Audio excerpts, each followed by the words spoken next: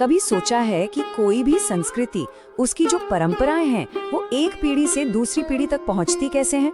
आज हम एक बहुत ही प्यारी होली की कविता के जरिए ये समझेंगे कि एक कल्चर अपनी खुशी की भावना को कैसे सिखाता है। अच्छा, होली का नाम सुनते ही दिमाग में क्या आता है? रंगों का एक बड़ा सा धमाका, हंसी मजाक और हर तरफ बस खुशी ही खुशी। ये रंगों का त्योहार है, एक ऐसा जश्न जो पूरी दुनिया में अपनी वाइब्रेंट एनर्जी के लिए जाना जाता है। जरा देखिए, इस तस्वीर में जो एनर्जी है, ये सिर्फ रंग नहीं है, ये उस थोड़े से केओस में छिपी हुई खुशी है। पानी की बौछारें हैं और लोग हैं जो एक साथ मिलकर बेफिक्र होकर जश्न मना रहे हैं। यही तो है होली की क्लासिक तस्वीर। तो सवाल ये उठता है कि ये जो इतना जबरदस्त माहौल है, ये जो कम्युनिटी वाली भावना है, ये किसी बच्चे को पहली बार सिखाई कैसे जाती है? उन्हें इस त्योहार का असली मतलब कैसे समझाया जाता है?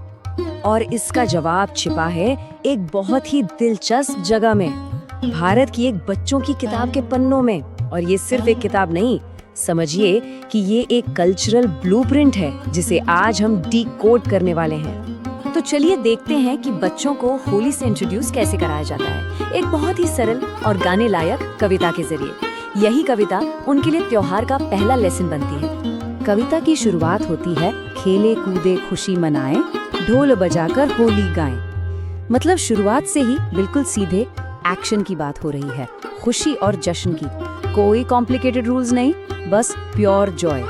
तो सबसे पहली और जरूरी बात यह है कि त्योहार को सीधे सीधे एक्शन से जोड़ा गया है। खेलना, कूदना, ढोल बजाना और गाना, ये बच्चों को बताता है कि होली महसूस करने और करने का त्योहार है।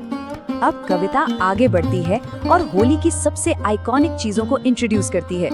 इसमें कहा गया है, आओ लाल गुलाल लगाएं, पिचकारी से रंग उड़ाएं।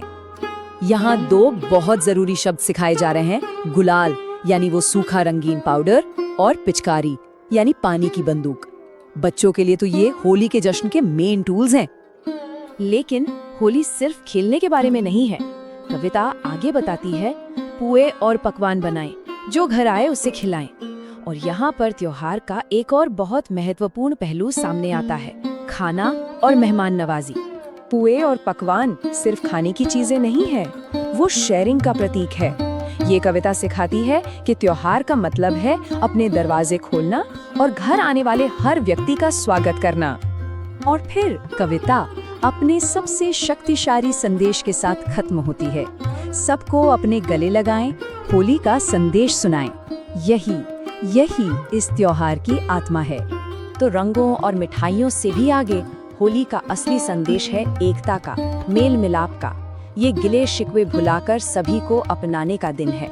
जरा सोचिए, कितनी गहरी बात है जो इतनी सरल सी कविता के जरिए सिखाई जा रही है। लेकिन ये किताब सिर्फ शब्दों का ही इस्तेमाल नहीं करती। चलिए देखते हैं कि कैसे तस्वीरें इस कहानी को और भी ज्यादा जीवंत बना देती हैं। यहाँ दो तस्वीरें हैं। एक में बच्चे सड़क पर ढोल की थाप पर नाच रहे हैं, ये एक पब्लिक सेलिब्रेशन है। दूसरी में एक परिवार घर पर मिठाइयाँ बांट रहा है और गले मिल रहा है, ये पर्सनल फैमिली मोमेंट है। ये बहुत शानदार ढंग से दिखाता है कि होली असल में दोनों है। और ये तस्वीर तो सीधे कविता की पंक्तियों से जुड़ती है, ढोल बजाकर होली गाएं। यहाँ बच्चे ठीक वही कर रहे हैं। तस्वीरें शब्दों को हकीकत में बदल देती हैं, जिससे सीखना और भी आसान हो जाता है। अब देखते हैं कि कैसे ये किताब इस मजेदार कविता को एक स्ट्रक्चर्ड लेसन में बदलती है, क्योंकि जश्न के बाद सीखने का समय भी तो आता है। कविता के ठीक बाद किताब सीधे सवाल पूछती है, जैसे कि उत्सव के दौरान क्या खाया जाता है। ये बच्चों को इस बात के लिए प्रोत्साहित करता है कि वो याद करें कि कविता में क्या सीखा था। और जवाब तस्वीरों में ही मौजूद है। वो माँ जो मिठाइयों की थाली लिए खड़ी है, वो कविता की पंक्ति पुए और पकवान बनाए का एक सीधा विजुअल जवाब है। ये एक बहुत ही बेहतरीन और आसान टीचिंग तकनीक है। लेकिन किताब यही नहीं रुकती।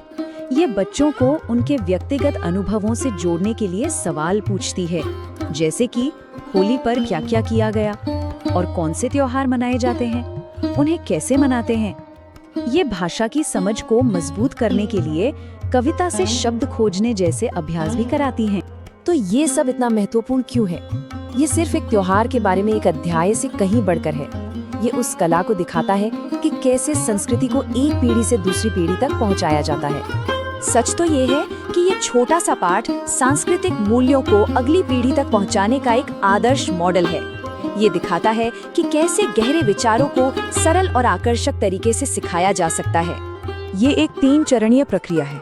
सबसे पहले कविता के माध्यम से खुशी और भावना का परिचय दें, फिर चित्रों के माध्यम से उन विचारों को विजुअली मजबूत करें और अंत में सवालों के जरिए उस ज्ञान को व्यक्तिगत अनुभव से जोड़कर पुख्ता कर दें। ये हमें सोचने पर मजबूर करता है ना? हम सब ने अपनी परंपराओं और त्योहारों के बारे में पहली बार कैसे सीखा था? शायद किसी कहानी, किसी गीत या किसी ऐसे ही सरल पाठ के माध्यम से जिसने हमारे मन में अपनी संस्कृति की पहली और सबसे प्यारी छाप छोड़ी।